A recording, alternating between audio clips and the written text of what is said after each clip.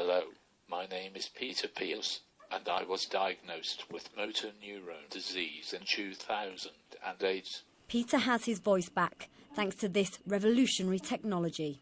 He's using the first ever app, which allows those with MND to communicate using their own voice. It is not only giving me the means to communicate, but also allows me to use a version of my voice, but when I was normal. The disease attacks the nervous system, leading the muscle to weaken and waste, making it difficult for Peter to move, eat, talk, and even breathe. The software was created when those behind the app, called Predictable, joined forces with an American company who specialise in a process known as voice banking. The wolves surged to meet him. The wolves surged to meet him.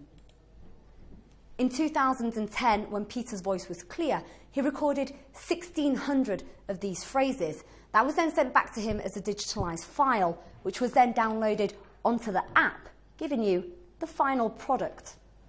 Enabling Peter to communicate using his own voice. I was shown how the app could be used with little movement. So the highlighting moves through the different sections of the screen, and when I get to what I need to select, I tap on the switch. And if I want to say this sentence? So then I wait for the highlight to move to that section, I tap on that area, and then I go to the speak button. I am using Predictable app to communicate. I have had ALS, or motor neuron disease, for the last 50 years. Physicist Stephen Hawking was born in Oxford, but is known for his computerised American voice. For those like him who already have the disease, but perhaps want a more appropriate accent, there are other options.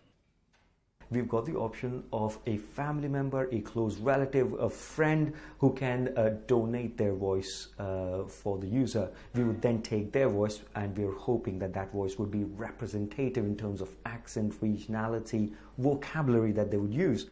The availability of this software on an app makes it cheaper and more accessible. Voice is extremely important in someone's identity, and when you lose your voice, you lose that identity, and that can lead to people withdrawing from social interaction and indeed becoming more isolated. For Peter, his wife and 4 children, life has changed dramatically since his diagnosis. Jenny, please, could I have a coffee? But the familiar sound of his voice is now one thing that will remain the same. Hind Hassan, Sky News.